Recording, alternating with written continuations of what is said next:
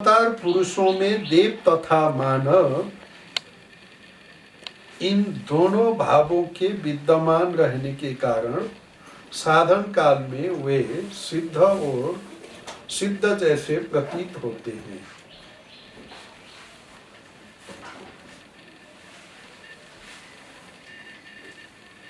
देव तथा मानव इन दोनों भावों के आधार पर ही उनके जीवन की आलोचना आवश्यक है। अवतार पुरुषों में देव तथा मानव इन दोनों भावों के विद्यमान रहने के कारण साधक काल में वे सिद्ध जैसे प्रतीत होते हैं। देव तथा मानव इन दोनों भावों के आधार पर ही उनके जीवन की आलोचना आवश्यक है। यहाँ जुन अहिले हामीले यसको शीर्षक नै यस्तो छ, अवतार पुरुषमा साधन कालमा पनि सुरुबाट नै अवतार पुरुषहरूमा के हामीले देखिन्छ भने देव भाव र मानव भाव दुईटैको एउटै व्यक्तिमा देव भाव पनि हामीले देखिन्छ र मानव भावलाई पनि देखिन्छ। त्यसकारणले उनीहरूको साधन कालमा पनि उनीहरू सिद्ध नै प्रतीत हुन्छन्, हाम्रो अगाडि सिद्ध नै देखिन्छन्।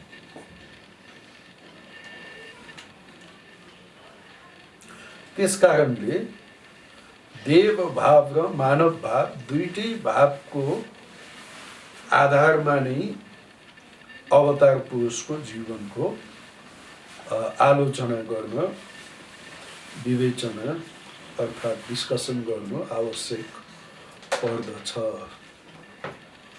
के हो देव र मानव भाव? यसलाई अलिकति पढौँ, त्यसपछि व्याख्या गरौँला। ज्ञानी तथा भक्त साधकों के लिए चरम लक्ष्य में पहुंचने का यह क्रम शास्त्र निर्धारित है।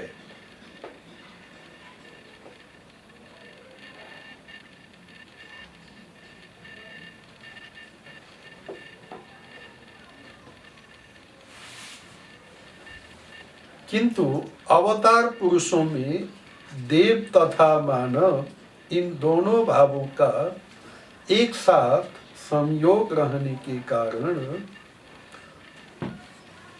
साधन अवस्था में ही कभी कभी उनके अंदर सिद्धों की तरह विकास देखने को मिलता है तथा वे उनकी भांति शक्ति संपन्न दिखाई देते हैं। उनमें देव तथा मानव इन दोनों भूमियों पर स्वभावतः विचरण करने की शक्ति का विद्यमान रहना ही इसका कारण है, अथवा आंतरिक देव भाव उनके लिए सहज तथा स्वाभाविक होने के कारण वह उनके मानव भाव के बाह्य आवरण को समय समय पर भेद कर उस प्रकार से स्वतः ही प्रकट होता रहता है। इसकी मीमांसा चाहे कुछ भी हो, किंतु इस प्रकार की घटनाओं ने अवतार पुरुषों के जीवन को मानव बुद्धि के लिए दुर्भेद्य एवं जटिल बना रखा है। इस जटिल रहस्य का कभी कभी संपूर्ण रूप से निरसन होना प्रतीत नहीं होता, परंतु श्रद्धा के साथ उनके आलोचना द्वारा मानव का अनंत कल्याण हो सकता है। यह बात ध्रुव सत्य है।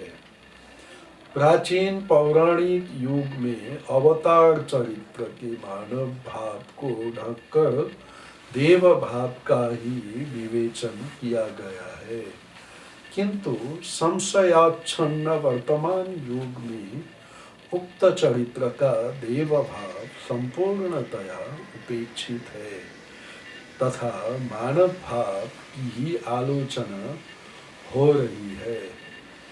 ऐसी स्थिति में उक्त चरित्र के आलोचना में प्रवृत्त हो पाठकों के लिए हम इस बात को समझाने का प्रयास करेंगे कि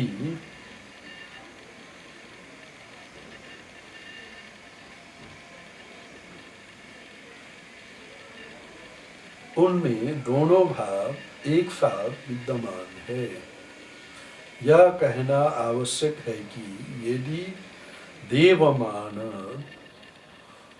श्री रामकृष्ण देव के पुण्य दर्शन का सौभाग्य हमें प्राप्त न होता तो अवतार चरित्र को इस रूप में देखना हमारे लिए कभी भी संभव नहीं था।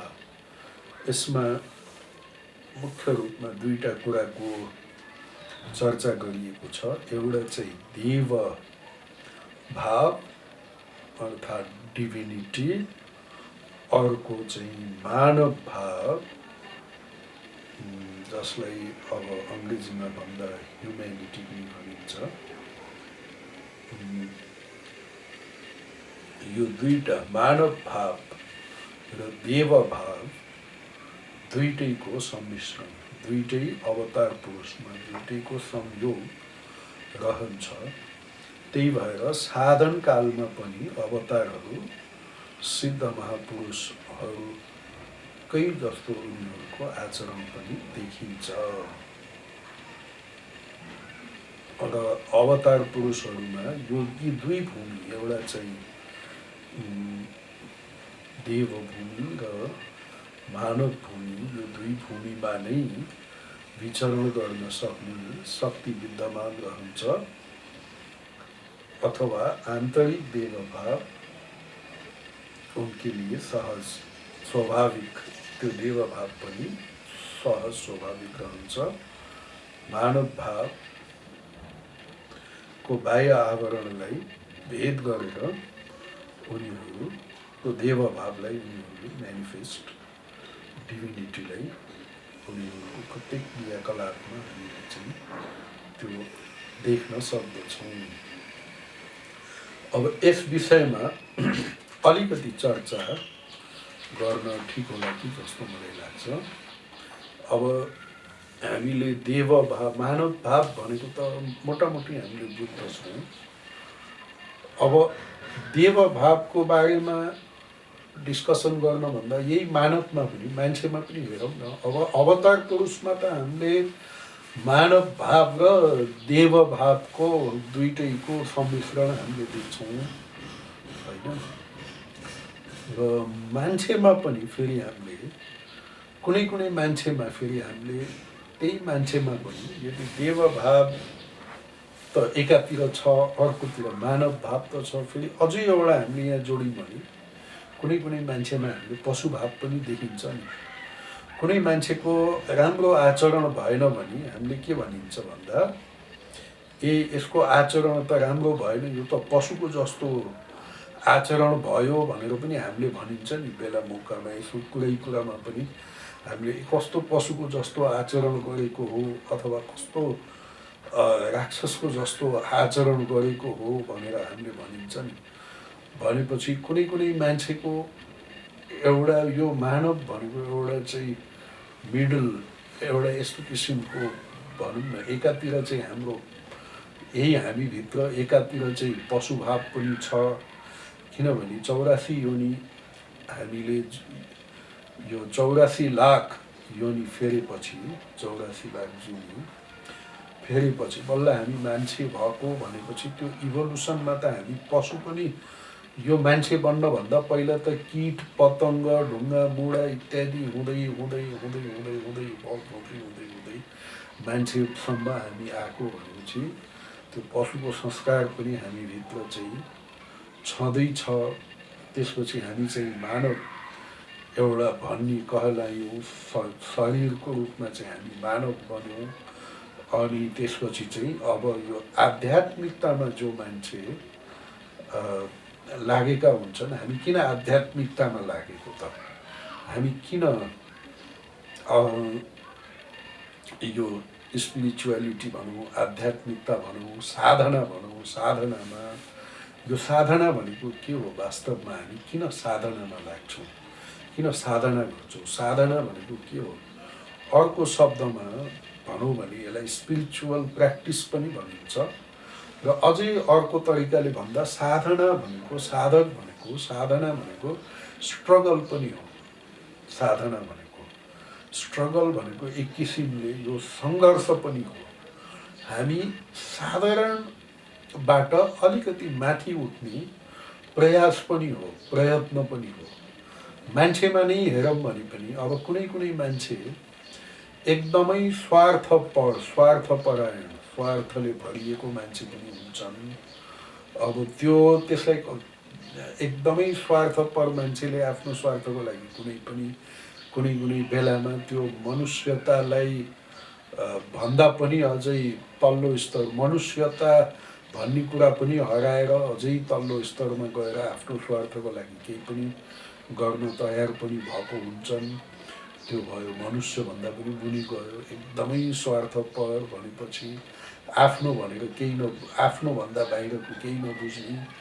त्योभन्दा अलि माथिल्लो स्तरमा उठ्न थाल्दा जति ऊ अब अलिकति आफूलाई बृहत बनाउँदै जान्छ, जति ऊ चाहिँ अलिकति उसले आफ्नो त्यो सर्कल बढाउँदै गयो भने, जस्तो हामीले यो बाइबलमा पनि एउटा पढ्छौँ हामीले, लभ दाइ नेबर एज दाइ सेल्फ भनेर, आफ्नो छिमेकीलाई पनि आफू जस्तै माया गर भन्ने। यो एउटा एकदमै स्वार्थी मान्छेलाई त्यो स्वार्थको लेभलभन्दा अलिकति माथि उठाउनलाई दिएको उपदेश हो। खालि आफ्नो मात्रै नहेर, अथवा आफ्नो परिवारभन्दा पनि अझै अलिकति, किनभने परिवारसँग त हामीलाई एउटा इमोसनले पनि जोडिएको हुन्छ।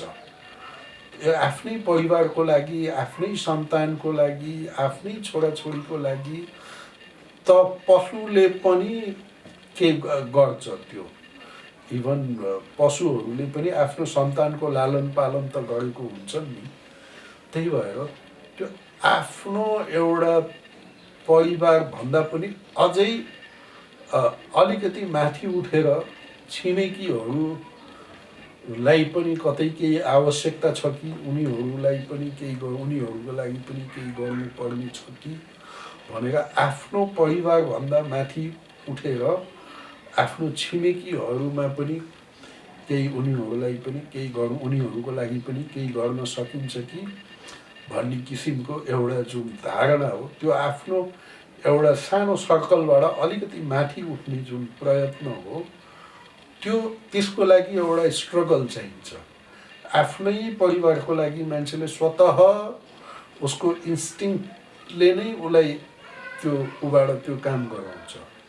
जस्तो हामीले देख्छौँ, इभन अब ऋषि वाल्मिकीको कुरा भनौँ, जब उनी चाहिँ वाल्मिकी ऋषि बन्नभन्दा पहिला रत्नाकर डाकु थिए, उनले जति डकैती गर्थे आफ्नो परिवारको भरण पोषणको लागि गर्थे, एउटा डाकु हुँदाहुँदै पनि। तर अरूहरूको चाहिँ उनीहरूले हत्या पनि गर्ने गर्थे। भनेपछि आफ्नो परिवारको भरण पोषण गर्ने त्यो जुन इन्स्टिङ्क्ट छ, त्यो त पशुमा पनि छ र एकदम निकृष्टभन्दा निकृष्ट मान्छेमा पनि त्यो प्रवृत्ति, त्यो इमोसन नै बनेर आएको हुन्छ, एक किसिमले इन्स्टिङ्क्ट नै बनेर आएको हुन्छ।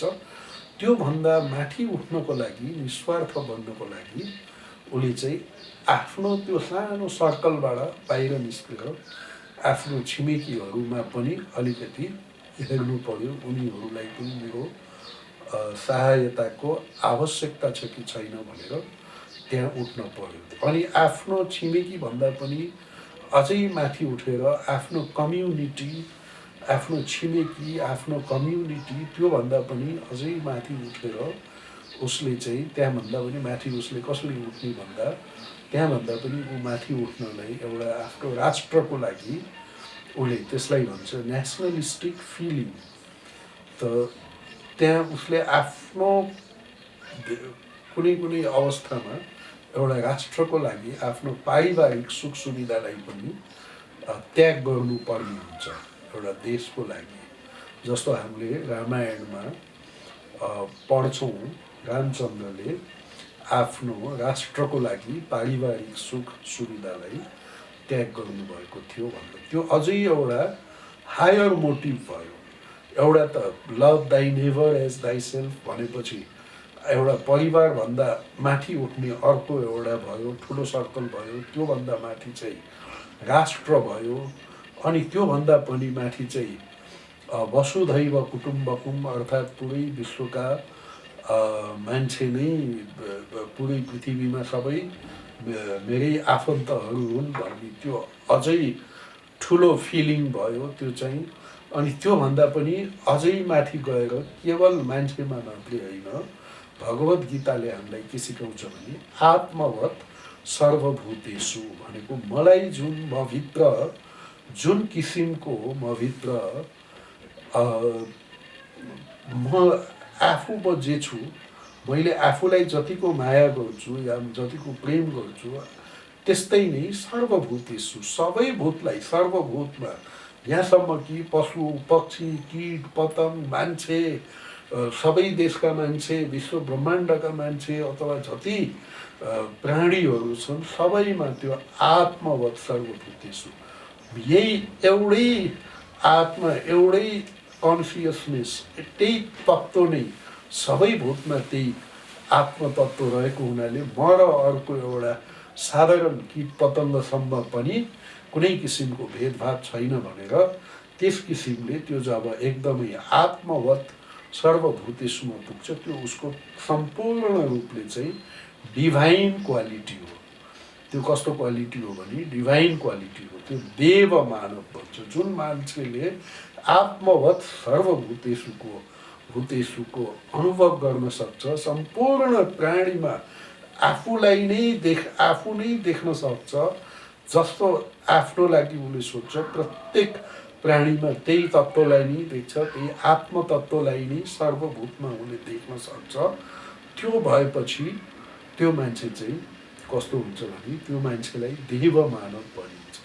त्यही भएर यहाँ हामीले एउटा के देख्यौँ भने जति मान्छे जति माथि उठ्छ ऊ स्वार्थबाट निस्वार्थतामा जान्छ, त्यति अझै बृहद हुन्छ, उसको सर्कल ठुलो हुन्छ। अनि जब त्यो इन्फिनिट बन्छ तब त त्यो आत्मवत् सर्वभूतेषु हुन्छ भनेपछि जसरी स्वामी विवेकानन्दले भन्नुभएको छ expansion is life, contraction is death भनेर जसरी भन्नुभएको छ, एकदम जति हामी सङ्कुचित हुँदै जान्छौँ, सङ्कीर्ण हुँदै जान्छौँ, स्वार्थी हुँदै जान्छौँ, केवल आफ्नै विषयमा अहिले पनि हामीले त्यही देखिन्छ। जब मान्छेलाई प्राणको सङ्कट आइलागेको हुन्छ तब त्यो मान्छेले अरूलाई उछिनेर पनि आफ्नो प्राण चाहिँ जोगाउन खोजिहाल्छ। त्यो हाम्रो दैव, त्यो हाम्रो दैवी सम्पद होइन, त्यो हाम्रो दिव्यताको कारणले होइन, त्यो चाहिँ हाम्रो त्यो चाहिँ कस्तो हुन्छ भने मान्छेले आफ्नो प्राण बचाउनको लागि अरूलाई उछिनेर, जस्तो अचानकै अब कुनै ठाउँमा भिड भएको ठाउँमा अचानक ठुलो भूमिकम्प आइदियो भने मान्छेले एक अर्काले एउटा कोठाभित्र छ, एउटा रुमभित्र, अनि त्यहाँ सबै मान्छेहरू छन्, अनि अचानकै त्यहाँ भूमिकम्प आइदियो भने कस्तो हुन्छ भने जति नै हामीले बसेर आरामले बसिरहेको बेलामा जति नै मुखले आध्यात्मिक भन्ने कुरालाई हामीले भने पनि, जति नै ठुल्ठुला कुरा मानवतावादी कुरा अथवा त्योभन्दा पनि अझै ठुल्ठुला कुरा गरे पनि, तर जब आफ्नो प्राण सङ्कटमा आइपर्छ तब धक्काधक्की खाएर पनि एउटाले अर्कोलाई उछुनेर ठेलठाल गरेर पनि जसरी पनि त्यो कोठाबाट बाहिर गएर आफ्नो प्राण बचाउने सबभन्दा पहिला मान्छेले त्यो धर्म भन्दा प्राण सङ्कटमा आइपर्दाखेरि त्यो मान्छेले सबभन्दा पहिले आफ्नो नै प्राण जोगाउन चाहिँ प्रयत्न गर्छ। त्यो हामीले देखिन्छ। त्यो साधारणतः मुखले जति आध्यात्मिकताको कुरा गरे पनि आफ्नै प्राण सङ्कटमा आइपर्दाखेरि मान्छे सबभन्दा पहिला आफ्नो प्राण, अरूको प्राणलाई सङ्कटमा हालेर पनि, अरूलाई ठेलेर पनि, उछिनेर पनि, त्यो हाम्रो पशु वृत्ति हो। त्यो इन्स्टिङ्क्ट, सर्भाइभल इन्स्टिङ्क्ट भनौँ अथवा जे भनौँ, विज्ञानको भाषामा जे भने पनि, तर त्यो चाहिँ हाम्रो के हो भने त्यो हाम्रो पशु वृत्ति हो। र जब हामी त्योबाट अलिकति माथि उठ्छौँ, त्यो भयो भने मान्छेले जब ऊ देवमानव देवता जस्तो बन्छ, उसमा आध्यात्मिकता जब उसमा बन्छ, उसले आफ्नो शरीर आफ्नो प्राण सङ्कटमा हालेर पनि अरूको जीवनको रक्षा गर्ने उसले प्रयत्न गर्छ। जब ऊ अझै माथि उठ्छ, जस्तो एउटा उदाहरण हेरौँ, जो सैनिकहरूलाई हामीले देखिन्छ, एउटा राष्ट्रको लागि आफ्नो प्राणलाई पनि उनीहरूले सङ्कटमा हालेको हुन्छ। त्यो साधारण भूमिभन्दा त्यो माथिको स्तरको हो। त्यो चाहिँ कस्तो हो भने माथि उठ्ने प्रयत्न हो। त्यो चाहिँ एउटा भूमिबाट त्यो आफूलाई एक्सप्यान्ड गर्ने, एउटा देशको लागि देशभक्तिले प्रेरित भएर आफूलाई माथि उठाउने त्यो चाहिँ प्रयत्न हो।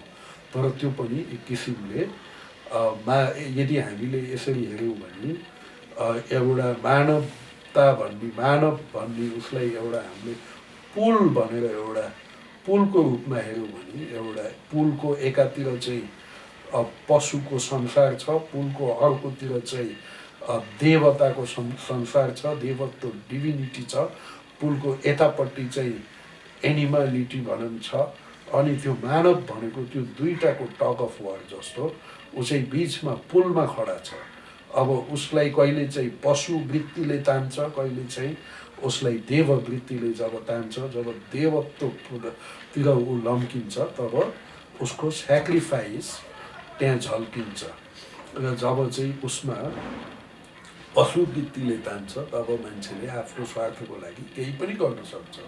एउटा त आफ्नो प्राण सङ्कटमा पर्दा अरूको आफ्नो प्राणी सङ्कटमा पर्दा अरूलाई उछुनेर पनि प्राण बचाउन खोज्नु, त्यो एउटा भयो। तर कुनै कुनै मान्छे त यति साह्रो पशुवृत्तिमा पनि गएको हुन्छन् जसले आफ्नो प्राण सङ्कटमा परोस् अथवा नपरोस् तर पनि अरूलाई दुःख दिनमा नै उनीहरूको मनमा आनन्द हुन्छ, कुनै कारण बिना, कारणै नभइकन। जस्तो हामीले पढ्छौँ त्यो तरुण तपसीमा, नसक्छौ यो आँसु टप टप टिपी टप्प पिउन, नसक्छौ मासुले दिनभरि अघाएर जिउन, नसक्छौ यो भुत्ला लिकन कुनै वस्त्र सिउन, चुड्यौ व्यर्थै मेरो जीवन तिमीलेमा मनुज किन। त्यस्तै के छ त्यो भन्नाले कुनै आवश्यकता बिना नै, न यो चरीको बिलापमा तरुण तपसीमा चराले के भन्छ भने, न त तिमीले मलाई किन मार्यौ, कुनै प्रयोजन बिना नै मार्यौ, मार्नुमा नै तिम्रो आनन्द, न त तिमीले आफ्नो प्राण रक्षाको लागि, आफ्नो क्षुधा भोक मेटाउनको लागि तिमीले मलाई मारेको हो, न त यो मेरो यो भुत्लाले तिमीलाई चाहिँ कुनै एउटा उपयोगिता हुन्छ, अथवा यो सानो एउटा चराको भुत्लाले वस्त्र बनाएर चाहिँ लगाउन सक्ने हो, अथवा कुनै आवश्यकता बिना नै कसैको प्राणसम्म पनि लिन सक्नु भनेको त्यो सम्पूर्ण रूपले त्यो पशुवृत्ति हो। त्यो चाहिँ त्यस्तै प्रकारले आफ्नो प्राणसम्म बचाउन सक्नु ऊ पशु नै नभने पनि मानवमा मात्रै छ भने उसमा उसले आफ्नो प्राणसम्म बचाउने चेष्टा गर्छ, त्यसमा अरूको प्राण खतरामा पनि पर्न सक्छ। तर जब ऊ देवत्वमा जब जान्छ उसले आफ्नो प्राणलाई सङ्कटमा हालेर पनि अरूको रक्षा गर्छ। जस्तो हामीले हाम्रो शास्त्रहरूमा पनि पाउँछौँ, ऋषि दधिचीले के गरेका थिए भने आफ्नो शरीरलाई नै उनको जब पुराणमा हामीले पढ्छौँ त्यो उनको यो हड्डीद्वारा हाडद्वारा यस्तो किसिमको अस्त्र बन्छ जसले त्यो असुरलाई नष्ट गर्न सकिन्छ, अथवा मानव जातिको नै कल्याण हुन्छ, सम्पूर्ण मानव जातिको कल्याण हुन्छ भनेर जब उनलाई भनियो, उनले स्वेच्छाले खुसी खुसी आफ्नो प्राण पनि त्यागेर त्यो आफ्नो हाड चाहिँ दिन्छन्। भनेपछि यो दैवी शक्ति हो। दैवी शक्ति नभइकन मान्छेले आफ्नो प्राणमा सङ्कट नहालिकन अरूको पनि हामीले सहायता गरिन्छ र आफूलाई पनि सुरक्षित राखिन्छ, त्यो मानवता हो। तर आफ्नो प्राणसम्म पनि सङ्कटमा हालेर पनि अरूको लागि त्यो मान्छेले त्याग गर्नु सक्छ, सेक्रिफाइस गर्नु सक्छ भने त्यो दैवी गुण नभइकन त्यस्तो किसिमको त्यो सेक्रिफाइस आउँदैन। त्यो दैवी हो, त्यो पुरै मानव जातिको आफ्नो। श्रीरामकृष्णले भन्नुभएको छ, जसले केवल आफ्नै परिवार अथवा आफ्नो छिमेकी अथवा आफ्नो देशको लागि सोच्छ, त्यो माया हो। त्यो माया त्यो चाहिँ बन्धनको कारण हुन्छ भने जसले पुरै विश्व ब्रह्माण्ड सबैको लागि, पुरै मानव जातिको लागि अथवा सम्पूर्ण प्राणीको लागि जसले सोच्न सक्छ, जसले त्याग गर्न सक्छ, त्यो चाहिँ के हो भने त्यो चाहिँ दया हो। अर्थात् दयाबाट चाहिँ त्यो दैवी गुण हो। दया भनेको दैवी गुण हो। दैवी सम्पद विमोक्षाय। आसुरिक सम्पदले चाहिँ हामीलाई बन्धनमा लैजान्छ भने दैवी सम्पद भनेको त्यो चाहिँ के हो भने पुरै हामीलाई चाहिँ मुक्तिको पथमा त्यसले लैजान सक्छ। त्यो भनेको एकदमै दैवी गुण हो। भनेपछि यस्ता यस्ता गुणहरू हुन्छन् हामीभित्र नै। अब साधारण मान्छेमा हामीमा के हुन्छ भने पशुवृत्ति पनि हुन्छ, हामीमा मानवता भन्ने कुरा पनि हुन्छ। मानवता भयो भने हामीले आफू सुरक्षित रहेर तर अरूको पनि हामीले चाहिँ सेवा गर्न सक्छौँ। त्यो मानवताले त्योभन्दा माथि चाहिँ, त्योभन्दा अझै माथि जान सक्दैन। त्योभन्दा अझै माथि जान सक्नु भनेको उसको त्यो सम्पूर्ण दैवी डिभिनिटीको म्यानिफेस्टेसन नभइकन त्योभन्दा माथि ऊ पुग्न सक्दैन। किनभने आफ्नो प्राण पनि सङ्कटमा हालेर पनि हो, एउटा देश राष्ट्रियताको भावनाले उसले गर्न सक्छ केही न केही, तर पनि त्यो पनि एउटा दैवी देवत्वतिर ऊ लागेको भन्न चाहिँ हामीले सकिन्छ। त्यसमा दैवी गुण नभइकन त्यो मानवतालाई प्युरिफाई गर्न सक्दैन र मानव अगाडि बढ्न सक्दैन। भनेपछि हामी चाहिँ एउटा टग अफ वार, मानव भनेको पशुवृत्ति र देववृत्तिको बिचमा मानव भनेको दुइटै। र हामी जति जति देवत्वतिर हामी लम्कने कोसिस गर्छौँ, आफ्नो डिभिनिटीलाई, त्यो दैवी शक्तिलाई, भित्रको देवत्वलाई हामीले जति जति म्यानिफेस्ट गर्ने, स्वामीजीले भन्नुहुन्छ म्यानिफेस्टिङ द डिभिनिटी, त्यो हामीले जति जति प्रयत्न गर्छौँ त्यति त्यति हामी चाहिँ अगाडि बढिरहेको हुन्छौँ। र त्यो हाम्रो सङ्घर्ष हो, त्यो हाम्रो स्ट्रगल हो, माथि उठ्ने सङ्घर्ष, देवत्वतिर, देवत्वलाई म्यानिफेस्ट गर्ने सङ्घर्ष। त्यसमा सङ्घर्ष चाहिन्छ। पशुवृत्तिमा जानुको लागि सङ्घर्ष चाहिँदैन। जहाँ हाम्रो सङ्घर्ष हुँदैन त्यहाँ त पशुवृत्तिमा जानको लागि सङ्घर्ष चाहिँदैन। तर देवत्वमा जानको लागि, अगाडि बढ्नको लागि, मान्छेलाई माथि उठ्नको लागि चाहिँ उसलाई के चाहिन्छ भने सङ्घर्ष चाहिन्छ, स्ट्रगल चाहिन्छ। र त्यो सङ्घर्षद्वारा, त्यो स्ट्रगलद्वारा त्यो मान्छे एक दिन सम्पूर्ण देव मानव हुन सक्छ। अर्थात् केवल अलि मात्रै उसले चाहिँ डिभिनिटीलाई म्यानिफेस्ट गर्ने होइन, उसले सम्पूर्ण रूपमा नै त्यो आफ्नो डिभिनिटीलाई, देवत्वलाई उसले म्यानिफेस्ट गर्न सक्छ। र त्यो नै हाम्रो जीवनको लक्ष्य पनि हो। र त्यसैलाई हामीले साधना पनि भनिन्छ अथवा स्ट्रगल पनि भनिन्छ।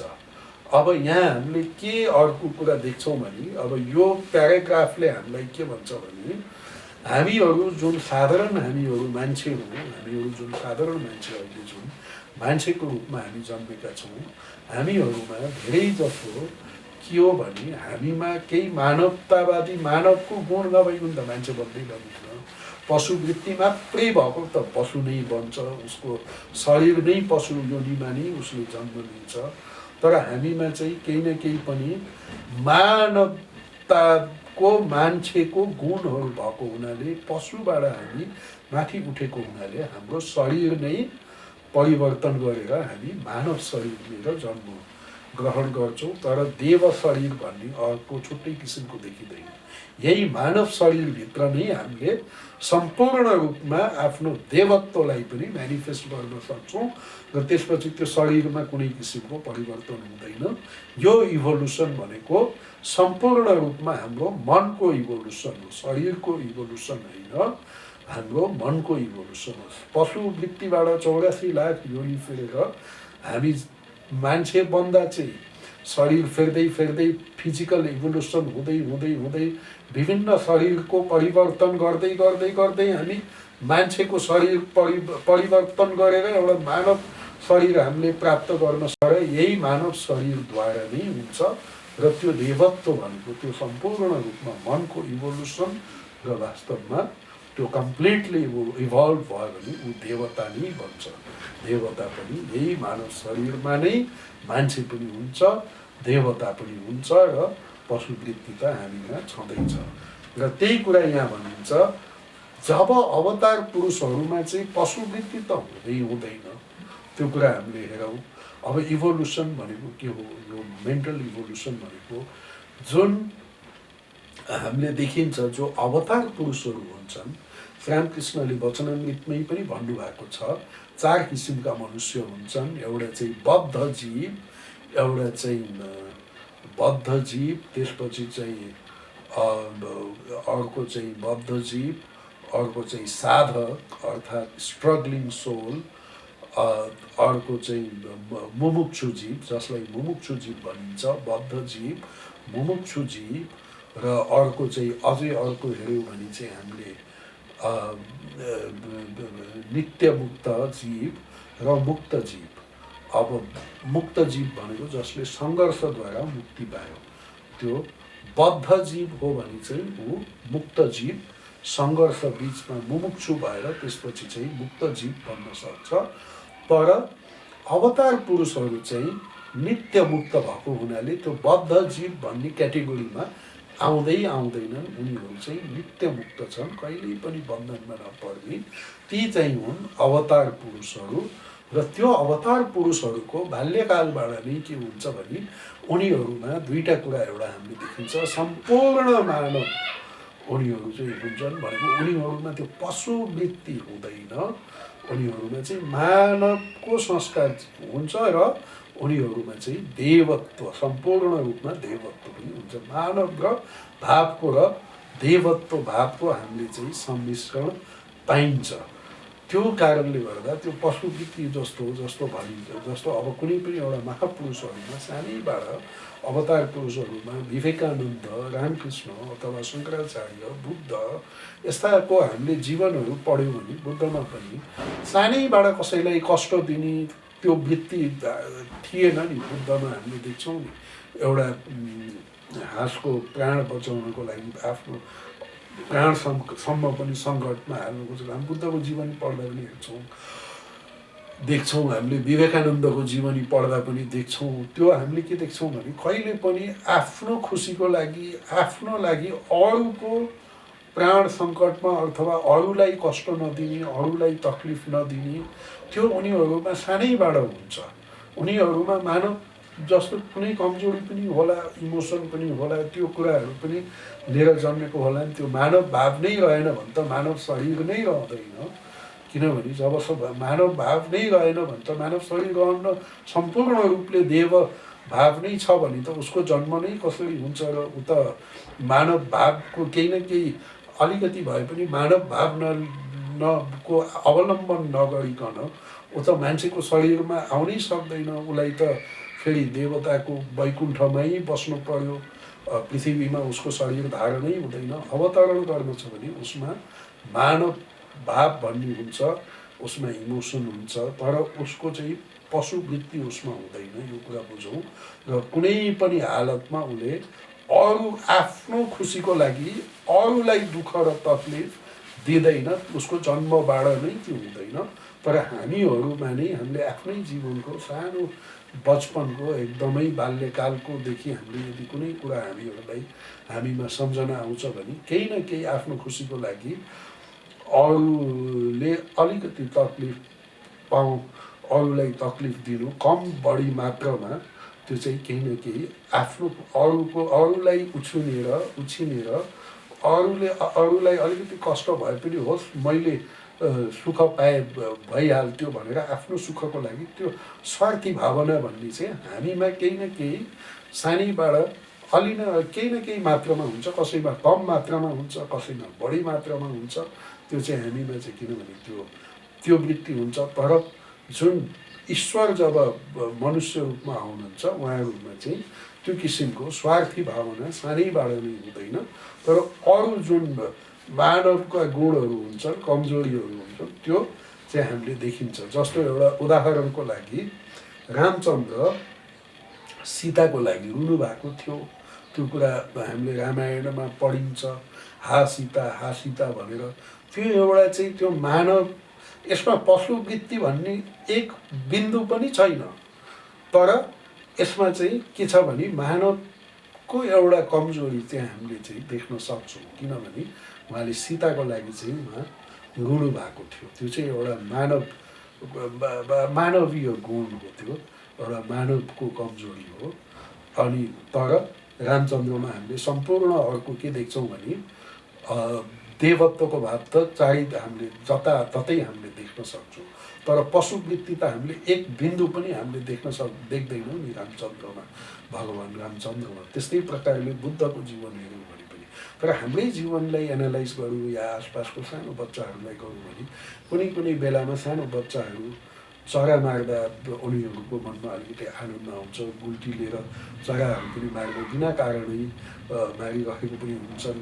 कसैले जस्तो लक्ष्मीप्रसाद देवकोटाले भन्नुभएको छ, फुल पनि नटिप्नु फुल नानी हो भन्ने बाल कवितामा एउटा लेख्नु भएको छ।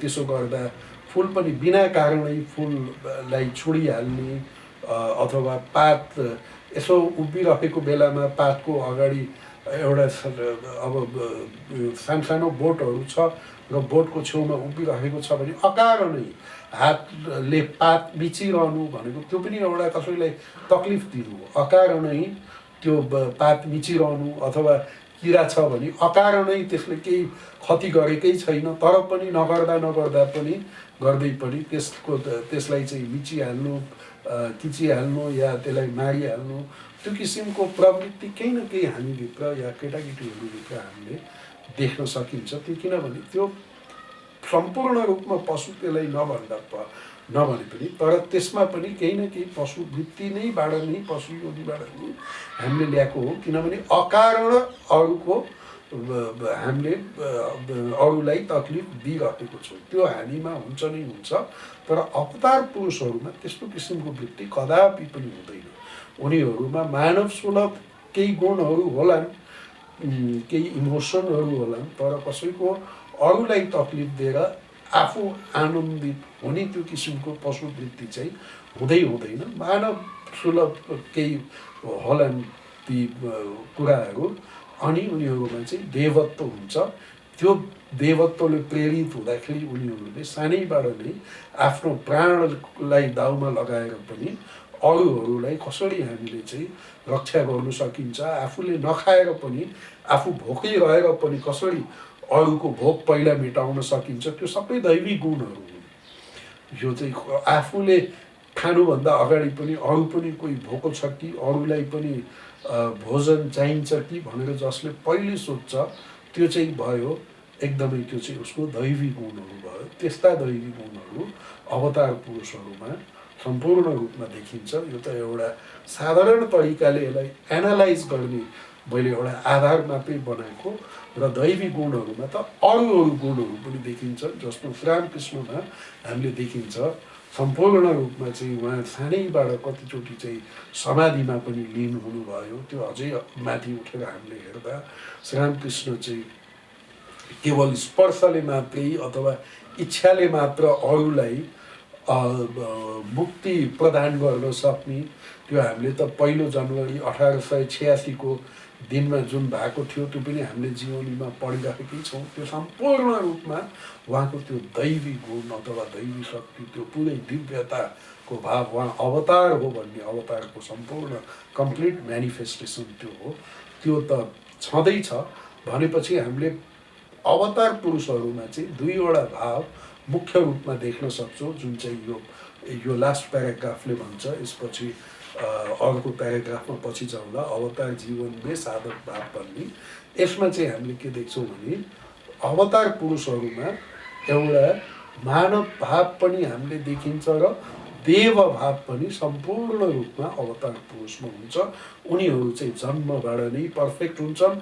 उनीहरूमा त्यो चाहिँ रिस, भनौँ न काम, क्रोध, लोभ, मोह, जस्तो हामीमा चाहिँ एउटा ईर्ष्याको भावना हुन्छ। जति हामीले जति भने पनि, जति फलाके पनि, जति लुकाउन खोजे पनि कसैलाई भन्न परेन, कसैलाई औँलाउन परेन। हामीले आफैभित्र अलिकति आफ्नो मनभित्र गएर चाहिँ आफूलाई एनालाइज गऱ्यौँ भने चाहिँ अरूले उन्नति गर्दा केही न केही आफूमा त्यो एउटा जेलसीको भावना, ईर्ष्याको भावना, त्यो चाहिँ हामीभित्र हुन्छ। त्यस्ता भावनाहरू, त्यस्ता कमजोरीहरू लिएर हामी जन्मेको हुन्छौँ। त्यस्तो किसिमको कुरा चाहिँ हामीले अवतारहरूमा चाहिँ पाइँदैन कहिले पनि। कहिले उनीहरूको मनमा त्यो ईर्ष्या अथवा ऊ मभन्दा अगाडि पुग्यो कि, उसले मलाई उछिन्यो कि, उसले मेरोभन्दा बढी नाम कमायो कि भन्ने त्यस्ता किसिमका फिलिङहरू, ती कुराहरू चाहिँ अवतार पुरुषमा त्यस्ता किसिमका कुराहरू हुँदैनन्। तर कतिपय मानव जनित ती कमजोरीहरू जस्तो उनीहरूमा पनि देखा पर्छन्। त्यो हामीले अझै विस्तारपूर्वक लगभग एनालाइज त हामीले गरिसकेको छौँ, अझै त्यसलाई गर्न सकिन्छ। र त्योभन्दा उनीहरूमा त्यो मानव जनित केही भए पनि तर कसैलाई प्रभाव नपारिकन, अरूको क्षति नगरिकन, त्यसमा कुनै पनि अंशमा पशु वृत्ति नआइकन, नल्याइकन, केवल त्यो मानवको केही कमजोरीहरू, मानव सुलभ गुणहरू उनीहरूमा देखिन्छ भने उनीहरूमा सम्पूर्ण रूपमा दैवी गुणहरू पनि सानैबाट त्यसको म्यानिफेस्टेसन देखिन्छ। तर यहाँ यो उसमा पौराणिक युगमा स्वामी शारदानन्द महाराजले के भन्नुहुन्छ भने जति पुराणहरू लेखिए आजसम्म, पौराणिक युगमा पौराणिक रूपले जति पुराणहरू लेखिए, जस्तो रामचन्द्रको चरित्र चित्रित गर्ने प्रयास गरियो, जसरी रामायणमा या भगवान् श्रीकृष्णको चरित्रलाई चित्रित गर्ने प्रयास गरियो, जसरी महाभारतमा या अरू अवतार पुरुषहरूको पनि चरित्र जसरी चित्रण गर्ने प्रयास गरे उहाँहरूको शिष्यहरूले, उनीहरूले चाहिँ अवतार पुरुषहरूमा पनि मानवको जस्तो केही कमजोरीपनहरू हुन्छन् भन्ने कुरालाई स्वीकार्न नसकेको हुनाले उनीहरूले के गरे भने सानैबाट नै उनीहरूको केवल देवभावलाई नै अगाडि राखेर ती जीवन चरित्रहरू लेखिएको हुनाले उनीहरूको मानव भावको वास्तविक विश्लेषण चाहिँ गरेनन्। त्यहाँ मानव भावलाई चाहिँ लुकाउने प्रयत्न उनीहरूले गरे। त्यही भएर अरू कुनै अवतार पुरुषहरूमा हामीले त्यो मानव भावलाई राम्रोसित झल्काइएको चाहिँ देखिन्न उहाँहरूको जीवनीमा।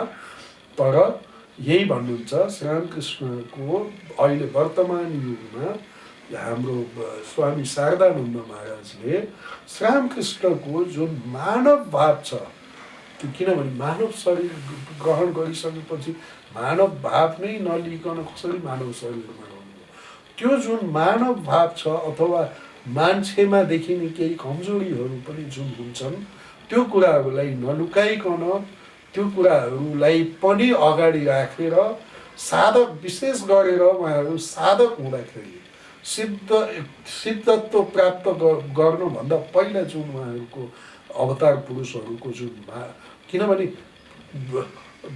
पर्फेक्ट इम्पर्फेक्ट भएको हुनाले त साधना गरेर पर्फेक्ट हुनु पर्यो भनौँ न। त्यो किनभने सङ्घर्ष गर्नु, साधना गर्नु भनेको त एउटा उबाट अर्कोमा जानु हो त, त्यो त केही न केही त्यसमा त छ नि।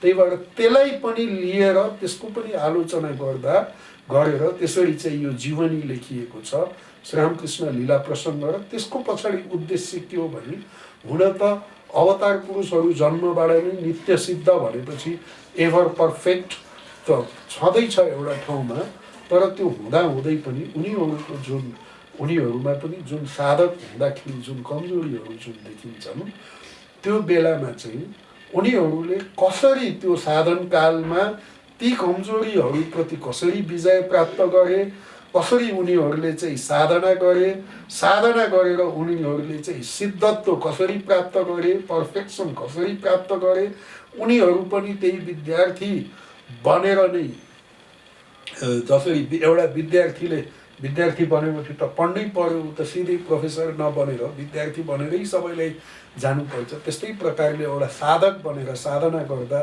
उनीहरूभित्र भएको ती कमजोरीहरूलाई चाहिँ माथि चाहिँ उनीहरूले कसरी विजय प्राप्त गर्न सके भन्ने कुरा यदि हामीले उनीहरूको जीवनीबाट हामीलाई त्यो कुराको ज्ञान प्राप्त भएन भने कसको जीवनीबाट त्यो ज्ञान प्राप्त हुने? त्यो कुरा सिकाउनको लागि नै उहाँहरूले केही कमजोरीहरू आफूमा रहन दिएर ती कमजोरीहरूलाई पनि समावेश, त्यो एउटा देव मानव भनेपछि देव त हुँदै हो, त्यो मानवभित्र हुने त्यो कमजोरीहरूलाई पनि लिएर फेरि त्यसबाट चाहिँ साधना गरेर फेरि कसरी सिद्ध हुनुभयो, साधना कसरी गर्ने, साधना के हो, हाम्रो जीवनमा मान्छेबाट हामी चाहिँ पशुवृत्तिबाट मानवबाट देवत्वमा कसरी जाने, त्यो पुरै एउटा बाटो कसैले हिँडेर देखाइदिएन भने त हामीले त्यसलाई कसरी सिक्ने? त्यसको लागि पनि अवतार पुरुषहरूको साधक जीवनलाई राम्रोसँग केलाएर त्यसलाई राम्रोसँग बुझेर हामीले त्यो साधक जीवनलाई पनि त्यति नै महत्त्व दिएर त्यस्तै प्रकारले जीवनी लेख्दा के हुन्छ भने त्यो हाम्रो लागि एउटा चाहिँ गाइडलाइन्स हुन्छ। त्यो चाहिँ हाम्रो लागि एउटा के हुन्छ भने एउटा गाइड बुक जस्तो हुन्छ। हो, श्रीरामकृष्णले पनि विवेकानन्दले पनि यसरी साधना गर्नुभएको थियो, साधना गरेर यसरी सिद्धि प्राप्त गर्नुभएको थियो। त्यो कुरा देखाउनको लागि पनि अवतारहरू साधना गर्दछन्। तर अरू साधकहरूमा चाहिँ, अरू अवतार पुरुषहरूमा यो कुराहरू चाहिँ लगभग लुकाइयो। अलिकति हामीले जुन देखिन्छ त्यो बुद्ध भगवानको जीवनीमा चाहिँ हामीले देखिन्छ, उहाँले कसरी चाहिँ वनमा पसेर अनि तपस्या गरेर बुद्धत्व प्राप्त गर्नुभयो त्यो कुरा। किनभने एकजना ऐतिहासिक पुरुष पुराण कालभन्दा अलि पछि गएर इतिहास कालमा उहाँको जन्म भएको हुनाले, ऐतिहासिक पुरुष हुनुभएको हुनाले केही न केही मात्रामा बुद्ध भगवानको जीवनमा त्यो साधक भाव त देखिन्छ, तर त्यति विस्तारपूर्वक चाहिँ हामीले देखिँदैन। त्यति सम्पूर्ण रूपमा, त्यति एकदमै डिटेलमा हामीले बुद्ध भगवानको पनि त्यो साधक अवस्थाको कुरा चाहिँ हामीले पाउँदैनौँ। तर अहिले आएर रामकृष्णको जीवनी लेख्दाखेरि त्यो इमोसनबाट माथि उठेर स्वामी शारदानन्दजीले श्रीरामकृष्णको मानव भावलाई पनि र उहाँको साधक जीवनलाई पनि, साधक भावलाई पनि सम्पूर्ण रूपमा उहाँले केलाएर लेखेको हुनाले यो श्रीरामकृष्णको साधक भावद्वारा हामीहरू पनि कसरी साधनाद्वारा ईश्वरको पर्फेक्सनमा सिद्ध हामी कसरी बन्न सक्छौँ त्यो कुराको हामीलाई चाहिँ एउटा यो गाइड बुक जस्तो, गाइडलाइन जस्तो एउटा हामीले चाहिँ एउटा यो श्रीरामकृष्णको जीवन त्यो हुन्छ एउटा। यसले चाहिँ हामीलाई मार्गदर्शक जस्तो यो चाहिँ हुन्छ, यसले हामीलाई बाटो देखाउँछ। र साधना वास्तवमा के हो, साधना भनेको यसलाई कसरी गर्ने, कस्तो प्रकारले गर्ने, के साधना हो के होइन। किनभने साधनाभित्र पनि धेरै विकृतिहरू पनि आएको हुनाले अयोग्य व्यक्तिले साधना गर्दा साधना आफू सिद्ध पनि हुन नसकेको र माथि उठ्न खोज्दा खोज्दै फेरि पशुवृत्तिमा गएर त्यसैलाई साधनाको पनि नाम दिएका त्यस्ता कुराहरू पनि हामीले धेरै देख्छौँ। त्यही भएर श्रीरामकृष्णको यो साधक जीवनको विषयमा पढेपछि हामीले चाहिँ सम्पूर्ण रूपमा यो पो रहेछ साधना भनेको, आध्यात्मिक स्पिरिचुअल बन्नु भनेको, साधना गर्नु भनेको यो पो रहेछ, यसरी पो जानुपर्ने रहेछ, आध्यात्मिक जीवन भनेको यस्तो रहेछ, यसरी हामीले साधना गर्नुपर्ने रहेछ भन्ने हामीलाई एउटा गाइडेन्स चाहिँ त्यो हामीलाई प्राप्त हुन्छ। एउटा ह्यान्डबुक जस्तो, एउटा गाइड बुक जस्तो हाम्रो लागि हुन्छ। त्यही भएर साधकको, श्रीरामकृष्णको नै साधन जीवनको बारेमा सम्पूर्ण कुरा हामीले प्राप्त गर्छौँ श्रीरामकृष्णको कृपाद्वारा। अनि स्वामी शारदानन्द महाराजले यसलाई सम्पूर्ण रूपमा लेखिदिनु भएको हुनाले, केही पनि नलुकाइकन यसलाई चाहिँ लेखिदिनु भएको हुनाले त्यो एउटा हामीलाई चाहिँ प्राप्त भएको छ यो श्रीरामकृष्णको साधक भाव। र अवतार पुरुषहरूले साधना गर्छन् तर उनीहरू चाहिँ सिद्ध पनि सानैदेखि हुन्छन्। कसरी हुनसक्छ यस्तो दुईटाको, यसको सम्पूर्ण रूपमा मीमांसा पाउनु त सम्भव छैन भनेर शारदानन्द महाराजले भनिसक्नुभयो। अवतारको चरित्र बुझ्न अत्यन्तै कठिन हुन्छ। किनभने यो मेरो मायालाई कसैले पार पाउन सक्दैन, गीताको एउटा श्लोक मलाई अहिले भर्खरै मुखमा आएन, तर चाहिँ एकदमै कठिन हुन्छ अवतारको जीवन बुझ्नलाई। तर पनि जतिसम्म हुन्छ हामीले बुझ्ने प्रयत्न गऱ्यौँ भने त्यसले हाम्रो फेरि त्यो पनि एउटा हाम्रो लागि साधना नै हो। त्यसले पनि हाम्रो आध्यात्मिक जीवनमा इभोल्युसन हुन्छ।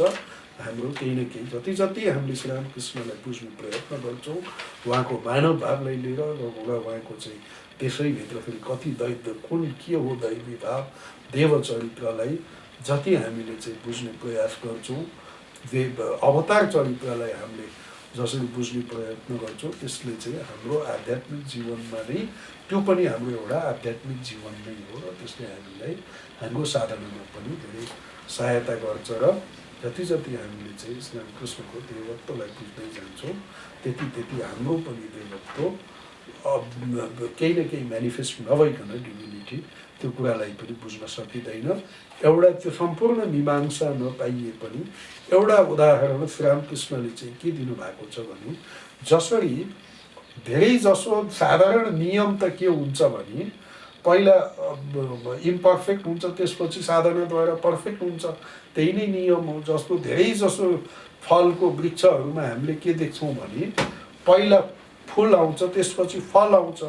यो नै नेचुरल एउटा नियम हो, साधारण नियम हो। तर कुनै कुनै बेलामा यस्तो अपवाद पनि हुन्छ जहाँ चाहिँ पहिला फल आउँछ, त्यसपछि फुल आउँछ, अनि फेरि पछि गएर त्यो फलमा परिणत हुन्छ। त्यो उहाँले दिनुभएको छ। जस्तो फर्सी, पहिला त्यसमा चाहिँ फल आउँछ, त्यसपछि फुल आउँछ। हामीले फर्सीलाई कसरी त्यो फर्सीको पहिला फल हुन्छ, फेरि त्यो चाहिँ फुल बन्छ, फेरि गएर पछि फर्सी बन्छ। त्यो भनेको पहिल्यै जन्मबाट नै पर्फेक्ट छ, फेरि उसमा चाहिँ इम्पर्फेक्सन देखिन्छ, फेरि गएर पर्फेक्ट हुन्छ। त्यो उदाहरण फर्सीको अथवा कुविन्डो अथवा यस्ता किसिमका जुन फलहरू छन् त्यसको उहाँले उदाहरण दिनुभएको छ। पहिला पहिला फल आउँछ, त्यसपछि पहिल्यै पर्फेक्ट, त्यसपछि फुल आउँछ भनेपछि त्यसपछि साधना, त्यसपछि फेरि सिद्ध, पहिल्यै सिद्ध, पहिल्यै पर्फेक्ट, फेरि साधना, फेरि पर्फेक्ट। त्यो उदाहरण चाहिँ यसरी दिनुभएको छ। अवतारहरूको जीवन पनि त्यस्तै हुन्छ भनेर चाहिँ देखाउनु भएको छ। आजलाई यो प्याराग्राफ भयो र यो अध्याय हामीले पूर्ण गऱ्यौँ, सम्पूर्ण हाम्रो कम्प्लिट भयो। साधक र साधना भन्ने अध्याय पुरा भयो। अब अर्कोचोटि अर्को हप्ता त हामीले वचनामृत पढ्नेछौँ, त्यसपछिको हप्तामा चाहिँ हामीले यो अवतार जीवनमा साधक भाव यो अध्यायको आरम्भ गर्नेछौँ। अब आरती सुरु हुने बेला भइसक्यो। ओम निरञ्जनं नित्यम् अनन्तरूपं भावनानुकम्पाधृतमेकहं वै ईशावतारं परमेशमिड्यं तं रामकृष्णं शिरसा नमामि।